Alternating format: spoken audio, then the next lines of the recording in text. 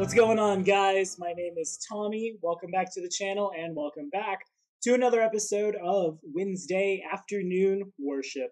Today, at the request of Mr. Josh King, we'll be covering a core deity, specifically Gozreh. There are a lot of core deities in our immediate forecast, and if you have any requests for anything you'd like to see covered in this or any of my series, be sure to throw it in the comments and we'll get right on it. Real quick though, before we get started, this episode of Wednesday Afternoon Worship was brought to you by the man who requested it, Josh King. Josh, thank you for your time, thank you for your patronage, and if you out there at Internet Land might want to see Black Dragon Gaming become a big, almighty, powerful YouTube channel, our Patreon link is in the description.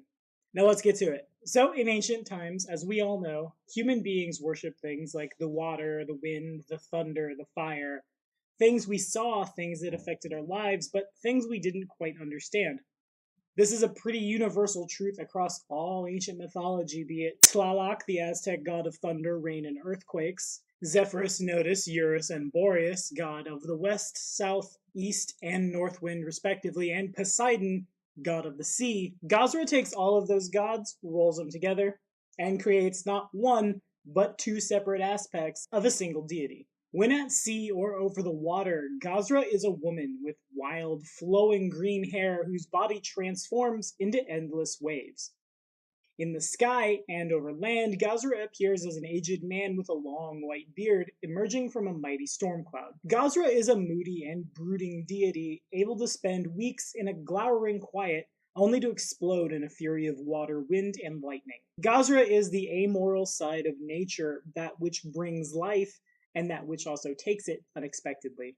Though Gozreh may have two aspects, Gozreh refers to himself or herself, as the situation warrants, as I or we. Gozreh's interests lie entirely in the realm of weather and living things. He has little interest in the earth except in the form of soil or as a foundation for living works. She doesn't care for fire, save for how flame and ash provide opportunities for new life to grow in their wake. These materials are not taboos who are faithful, just inconsequential. Likewise, he accepts that some creatures must die so that others may survive and still others be born. But the mystical aspects of death and its cycles do not concern him. Like nature itself, Gozreh can be cruel and indifferent, allowing a storm to ravage the land, or sink a dozen ships, or a plague to wipe out an entire herd of animals, or even entire settlements. Yet, she also pushes trading ships across the world, multiplies animals in the springtime, and brings gentle rain to the thirsty fields. Their way is a way beyond morals and ethics, which makes sense for the true neutral god. As long as life survives in some form and water and weather support it and keep the world itself dynamic, Gozreh is satisfied. Gozreh's worshippers are typically sailors, merchants who ship goods between ports, and farmers. Seagoing raiders ask her to speed them to their prey, fisherfolk pray for favorable currents to bring them heavy catches, millers ask for consistent winds to power their mills, along with forgiveness for cutting trees, and travelers seek good weather, especially for lengthy journeys. Wise generals ask Gozreh's blessing before transporting soldiers by sea. Wiser ones ask his priests whether a blessing would do any good.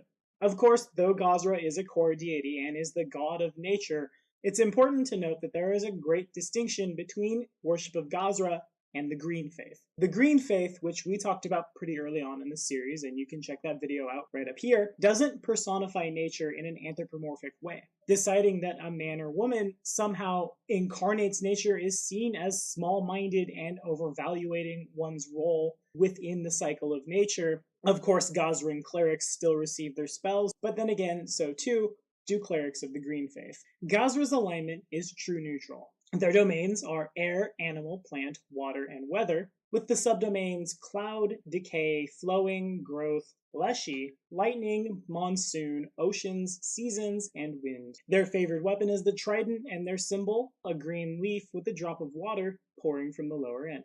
To perform Gozreh's deific obedience, we must hang a set of chimes where they will be stirred by either wind or water. If no suitable location exists to hang the chimes, you must hold the chimes and shake them gently to sound them throughout your obedience.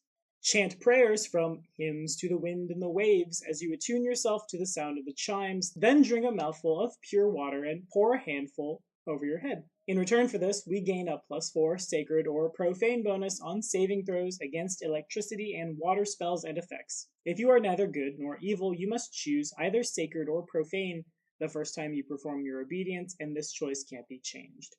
Gozreh's Evangelist boons allow us to cast Endure Elements thrice a day, Resist Energy twice a day, or Protection from Energy once a day. At 16th level, as a free action, you can grant yourself and any allies within 30 feet of you the ability to move through undergrowth at normal speed and without taking damage or suffering any other impairment.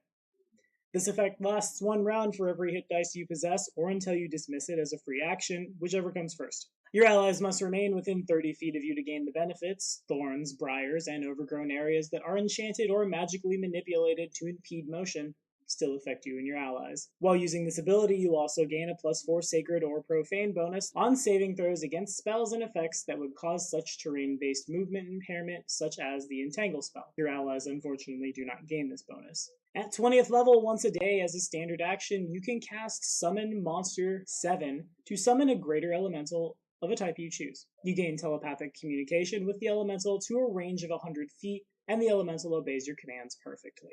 Exalted boons grant us thrice a day Entangle, twice a day Warp Wood, or Speak with Plants once a day. At 16th level, you become resistant to lightning and similar effects, and you gain electricity resistance equal to 5 plus your hit dice. At 20th level, your animal companion develops greater combat prowess, mental acumen, and protection against natural elements. First, your animal companion gains a +1 bonus to its intelligence and wisdom scores.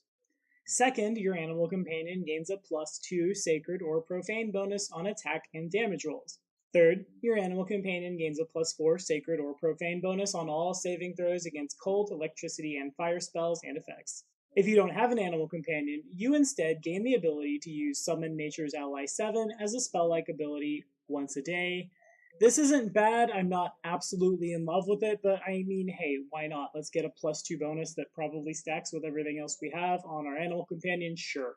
Sentinel boons grant us Shocking Grasp, every Magi's favorite, thrice a day, Elemental Touch, lightning only, twice a day, or Lightning Bolt once a day. At 16th level, you can create an elemental aura as a free action. When you first gain this ability, choose Acid, Cold, Electricity, or Fire. Once you make this selection, it can't be changed. When you generate the elemental aura, you are surrounded by the element you choose. Anyone striking you with a melee weapon or natural attack takes 2d6 points of damage of the chosen type, plus 1 point for every 2 hit dice you possess. This aura lasts for 1 round for every hit dice you possess. The rounds in which you manifest your elemental aura don't need to be consecutive, and you can dismiss this aura as a free action. At 20th level, once per day as a standard action, you can call upon the sky to strike you with a lightning bolt that deals no damage to you, but instead seems to fill you with boundless energy. You gain 2d10 temporary hit points, and any fatigued or exhausted conditions you are suffering from end. You also gain a +2 bonus to strength, and your natural attacks and melee weapons deal an extra d6 of electricity damage. These effects last for 1 round, plus an additional round for every 4 hit dice you possess. You can call upon this lightning when you are indoors, underground, or even underwater. Not the worst thing in the world if your barbarian is in danger from dying from SBDS, or as we all know it, Sudden Barbarian Death Syndrome. An extra 2d10 temporary hit points might keep us over the top, and if you're out of rage and you're exhausted, this will bring you right out of it. And you get a +2 to your strength on top of that? Yeah, sure, why not? So what do you guys think about Gozreh? Have you ever worshipped them? Have they been a focal point in any of your games? Personally, way back in the day, I played a Gestalt Blood Rager Druid, and it was really fun to hit 1,000 faces with a Druid and be walking around with the left half of my body a serene, calm, blue-haired woman, and the other half angry man with beard as I'm turning into a gigantic tornado and hitting people with my sword. But that's an entirely different conversation. Be sure to like and subscribe for more videos. The next episode of Wednesday Afternoon Worship, where we head over to the Far East and discuss a couple of the gods from Tian Sha, drops next Wednesday.